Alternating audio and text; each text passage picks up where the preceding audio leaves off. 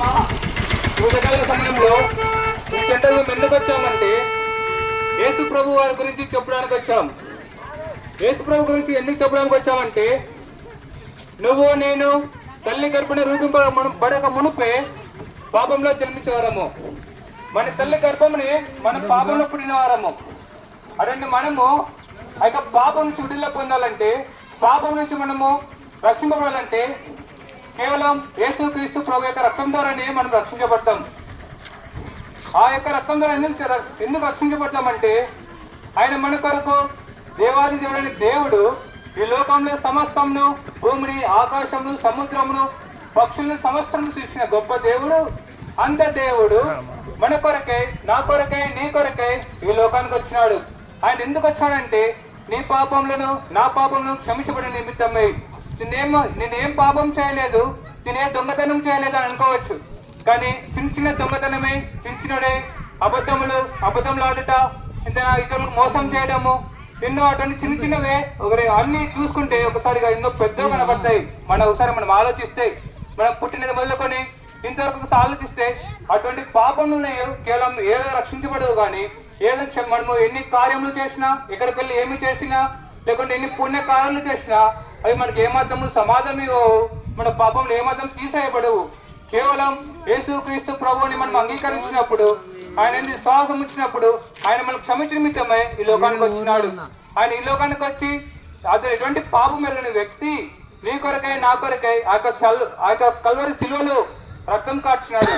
ఎలా కార్చాడంటే, మనము ఎన్నో చెడు తలంపులు, చెడు ఆలోచనలు చేసిన దాన్ని బట్టి ఆయన తలకు ముళ్ళ కిరీటం, మనం చేతులతో ఎన్నో పాపం చేస్తూ వచ్చినాం, ఎన్నెన్నో ఇతరులకు మోసము అలాంటి ఎన్నో చేస్తూ వచ్చినాం, దొంగతనాలు. వాటిని క్షమించబడిన నిమిత్తమై మన చేతులకు ఆయన మేలు కొట్టుకుంటూ వచ్చినాడు.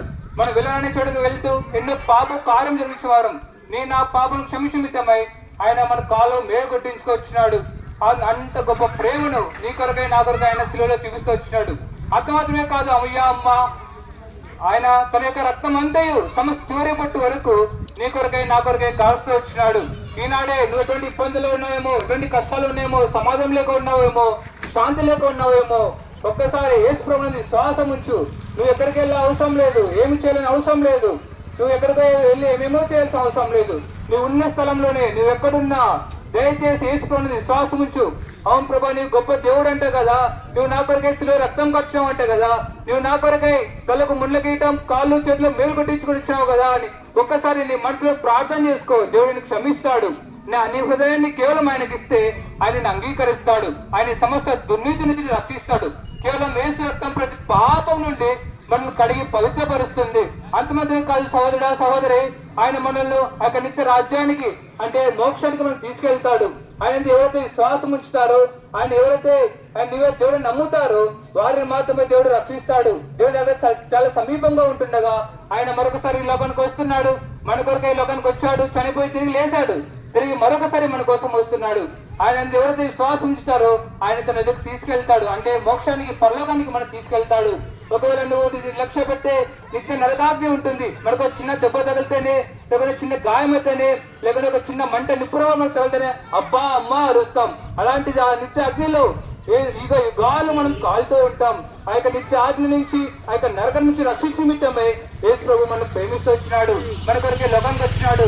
అటువంటి ప్రేమ నీకు కావాలనా, అటువంటి సంతోషం నీకు కావాలనా, అటువంటి సమాధానం నీకు కావాలనా, ఎన్నో బాధలు అలాగే ఎన్నో అనారోగ్యపరుస్తున్నాయేమో, యేసు ప్రభు సమస్తము బాగు చేయగలడు.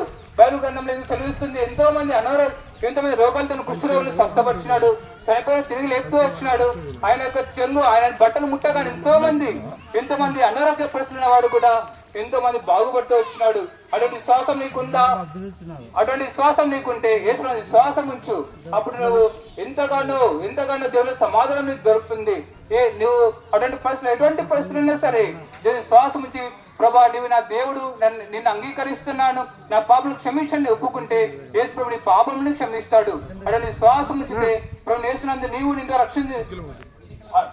రక్షింపబడతారు. అటువంటి గొప్ప ఆత్మ నిరీక్షణ నీకు ఉంటుంది. అలాంటి మధ్య కాకుండా మనం చనిపోయినా కూడా మన ఆత్మ నిత్య నరకాగ్ని నుంచి రక్షిస్తాడు. మనం చనిపోతే ఈ లోకంలో సంతోషం ఉంటుంది, చాలా లోకం మట్టుకు ఇంకా అని అనుకుంటాం, కానీ మనకు ఆత్మ ఉంటుంది. ఆ ఆత్మని దేవుడు ఆ యొక్క నరకం నుంచి రక్షిస్తాడు. అప్పుడు ప్రభువైన యేసుని విశ్వాసం ఇస్తే నీవును నీ ఇంట్లో గొప్ప ఆత్మ రక్షణ పొందుతారు. దేవుడు అలాగూ సహాయం చేయను గాక.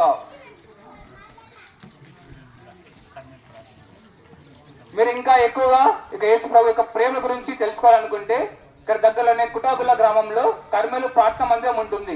అక్కడికి వస్తే మీకు ఇంకా ఎన్నో ఉర్దూ స్కూల్ ఎదురుగా కర్మేలు ప్రార్థన మందిరం ఉంటుంది కుటాగులలో. మీరు అక్కడ చేరి వస్తే మీకు ఇంకా ఇదే ప్రేమ గురించి తెలుసుకోవచ్చు. ప్రతి ఆదివారం అక్కడ ఉదయం 9 గంటలకు 6 ఉంటుంది. అక్కడికి వచ్చి మీరు పాలు పొందవచ్చు. ఇంకా యేసు ప్రభు గురించి మరి ఎక్కువగా తెలుసుకోవచ్చు.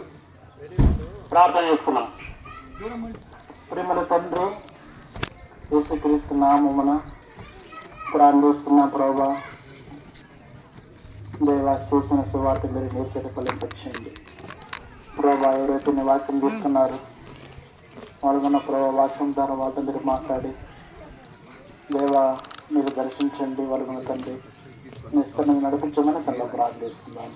మేము ఇక్కడ ముందున్న గ్రామానికి చూడగా మీరే మాకు తోడుకుందండి, సహాయం చేయమని ప్రార్థిస్తాం. వాతావరణం ప్రభుని స్వాధీనం ఉంచుకోమని తనలో ప్రార్థిస్తూ యేసు ప్రభు నామమున శుభించి ప్రార్థిస్తున్నాం తండ్రి. ఆమేన్. ఆమేన్. రాజులకు రాజైన యేసు క్రీస్తు ప్రభువుకి జై. మరణాన్ని జయించి తిరిగి లేచిన యేసు క్రీస్తు ప్రభువుకి జై. దొంగలను మార్చిన యేసు క్రీస్తు ప్రభువుకి జై. నరహంతకులను మార్చిన యేసు క్రీస్తు ప్రభువుకి జై. వ్యభిచారులను మార్చిన యేసు క్రీస్తు ప్రభువుకి జై. మనకు సువార్తను మనకు తోడే ఉన్న యేసు క్రీస్తు ప్రభువుకి జై. హల్లెలూయా. హల్లెలూయా.